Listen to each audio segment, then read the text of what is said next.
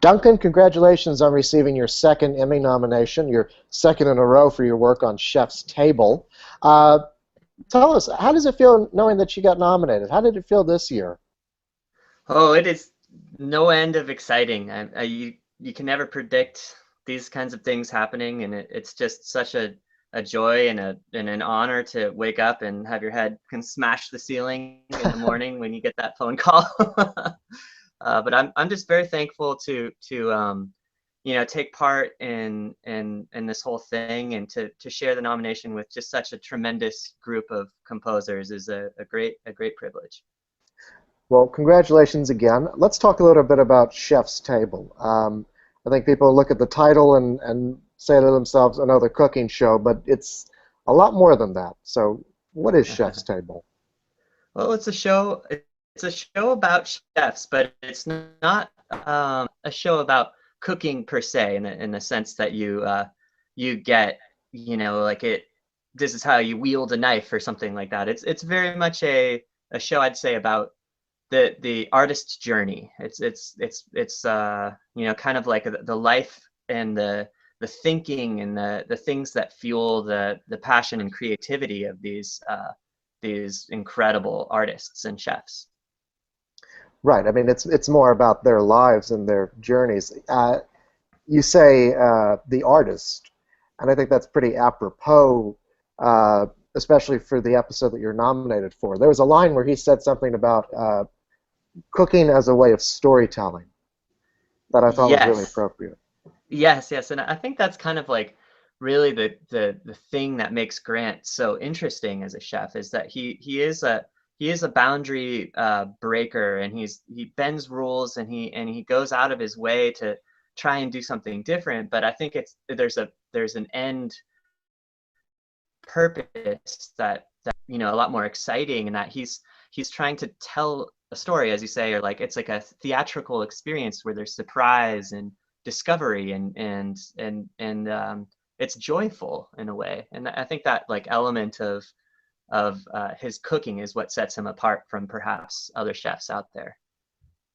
Right. And in terms of your role as a composer, can you talk a little bit about storytelling through music and in this episode in particular? Sure, yeah. I think writing the music was a challenge, a different kind of like tacks you might take to really get in there and enhance what it is that he's doing with his cuisine. And we tried a couple of different things in the initial spotting phase with the director and the editor, and we had a bunch of Arvo Pärt temp in there, and it was feeling formal and elegaic in this interesting kind of way, but it just wasn't. We couldn't quite figure out, like, why are we not connecting, and the sort of the discovery to say, oh, let's try and use music to really enhance the emotionality of this, and the theater and the surprise and the wonder. And I think that was like our aha moment, and then the score kind of took shape from that perspective.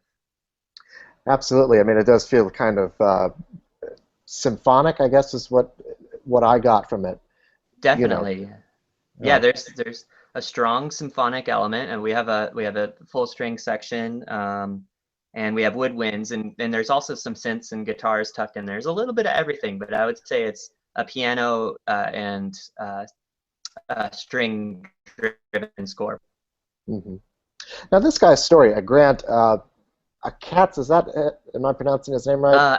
Acats, yeah, Ackitts. Okay, thanks. yeah. I thought the same thing too. I thought a cats, a shots. We had all these different sort of Yeah. names, and then finally Acats, just plain old Acats. Yeah. And I just watched the episode too, and I couldn't even remember. Heard it Yeah, pronounced several times. Anyway, his story is so fraught with drama, and I mean, yes. you almost couldn't make it up. Tell us a little bit about this guy's life and his journey. Yeah, he comes in like a from a Midwestern upbringing where it wasn't a fancy food in his childhood or anything like that, but he had a passion for it, and so he at an early age knew that this was something that he wanted to pursue, and I think I can't remember if he goes to culinary school, but he eventually gets an apprenticeship at Thomas Keller's famous French laundry, and that's I think the time in his life where he really discovers, how much potential there is and how he wants to do things in his own way. And there's a sort of a great scene in the episode where he comes up with a fantastic dish, and Thomas Keller says, if you put this on the menu, it's going to be a Thomas Keller dish. And he said, sure, put it on the menu. Plenty more where that came from, or something like that. And Hmm. I think that really is like a truly uh, emblematic thing of Grant Achatz. It's this like profound, imaginative guy who has unending ideas about how to do stuff. Hmm. And then gets his own restaurant and is doing all these really inventive things. The kind of early on in his life, he has this horrible tragedy. He gets cancer and loses his ability to taste, um, which, you know, thinking in terms of as an artist, losing the part of yourself that is like if you're a musician and you can't hear, or you're a painter and you can't see. I mean, how do you continue to create things when you've lost the sense that is the most instrumental in that? Um, I thought it was really interesting the way that he overcame that. Could you talk a bit about that? Sure, yeah. There's a analogy in Beethoven. It's the same thing. He's lost his ability to connect to his passion in a way, and getting cancer and having this treatment, he loses his taste in the same way that Beethoven loses his hearing late in life. I think there's an analogy there that with a great artist or somebody who spent a lot of time thinking about this kind of stuff, you build this internal landscape that you can draw upon. And Grant's story is so fascinating because he actually continues to cook without being able to taste, and he spends a lot of time trying to impart those lessons that he's learned in that experience to his team, and they continue to work, and then he regains his taste, and it's this fantastic like sort of midlife reawakening, tasting a lemon for the first time as a 35-year-old or something. I think that having that experience as a professional chef at maybe the apex of his career, and then kind of like experiencing these things as a child might, that was just something that I found very inspiring. And I wanted to write music that kind of like took you on that same emotional journey. Right. Can you delve a little bit more into how you wrote music? We talked about this a little earlier, but if you Okay. could just give some more details of how you took us on that journey. Sure. It's interesting. I mean, I think we played with a lot of different ideas and sounds, and it kept on coming back around that classical music, I think, uh, is like a really cool skeleton for Grant Achatz, or for many of the Chef's Table scores. I think really benefit by this kind of traditional and symphonic instruments to kind of evoke this classic timeless feeling that orchestral instruments are just so good at doing, but playing with it to bring it into the modern world using time signatures or synth or guitar or modern instruments, or using these instruments in a harmonic way that you might not hear in classical music. I think is where I'm able to find, the best way to bring my own sense of, you know, um, storytelling in with the world of Chef's Table and Grant's story. So it's kind of like a old meets new and new meets old, and I think a lot of it is experimental and taking chances, and you know uh, doing something so you realize it's not the right thing is such a huge part of the at the end result is just being free to try stuff. Hmm. And this is a show too because you have each episode is a different chef. I guess you have that ability to try different stuff each week, or Oh, well, not each definitely. week, but yeah, each Yeah. Sure, sure. Yeah, we just finished up with a score that I would say is pretty much a jazz score, full on, with baritone sax and tenor sax and soprano and trumpet and trombone, so rhythm section. So for season 4, it's kind of like he was a New York chef, and that's what he needed. It needed to feel like the world was bustling and booming around him, and he's kind of fast talking guy, and it's interesting as a composer to be able to jump from these islands in a way, and find what is the sound of the chef. It's like a big part of the score is determining what instruments or what feelings and emotions, how do we use music to characterize the spirit of this particular artist. Hmm. And it's amazing too. I mean, the way that the dishes that they make tie into their personalities. Oh yeah, You know, it's yeah. Continue. no, I was going to say, just in this episode in particular, there's this real expressionistic quality to the food that he's serving. I mean, it's almost so intricate and delicate that you'd hate to eat it. Uh, Although I'm sure it tastes wonderful.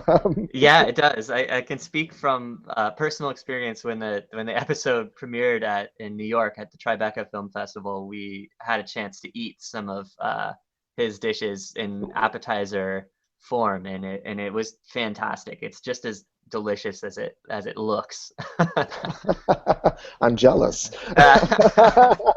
I'm jealous of my past self. I think that's maybe the one time I've actually the food in the show, so I reveled in it. I was going to say, did you take this job because you were expecting to get free samples all the time? I sure I sure thought that in my mind, but it was wishful thinking. A lot of the food exists, in Peru and Mexico and Italy. So Right, I think right.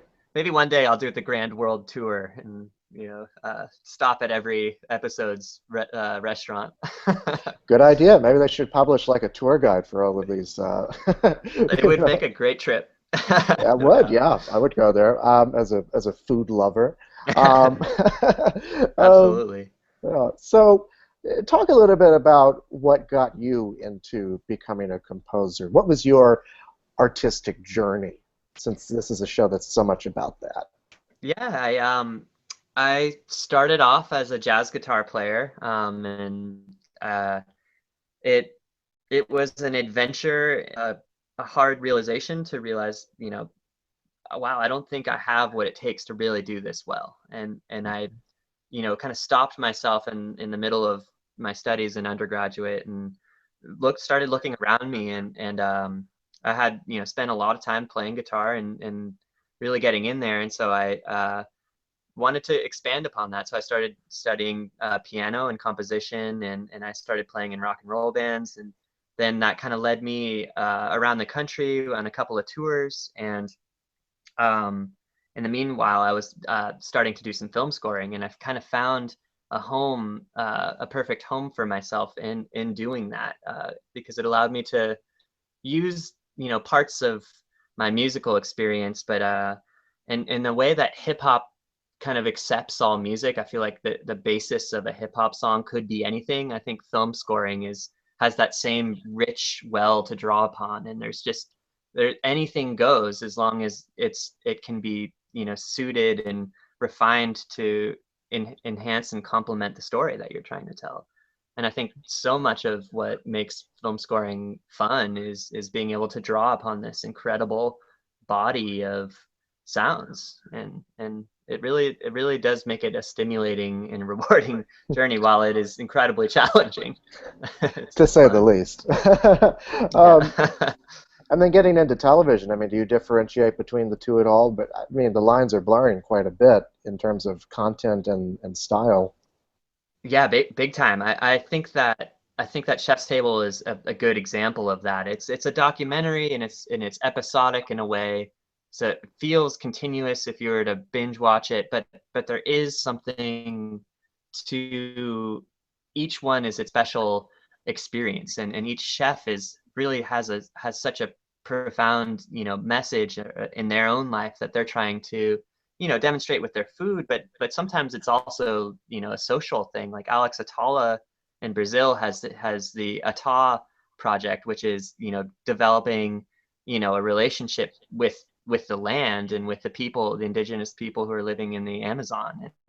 And I think that, it that adds another level to the show. It's a documentary, but it's also, you know, it's a call to life and looking around you and appreciating, you know, the world that we live in. And I think that that really is enhanced by the beautiful cinematography and editing and storytelling. It all kind of creates something more than just a TV show, perhaps. But then again, it's a golden age for TV, so what am I really saying? Absolutely. Well, congratulations again on your nomination, and thank you so much for taking the time to talk with me. Cheers, thank you so much. It's been a pleasure. Thank you. Have a great day. You too. Thank you. Bye Bye. bye.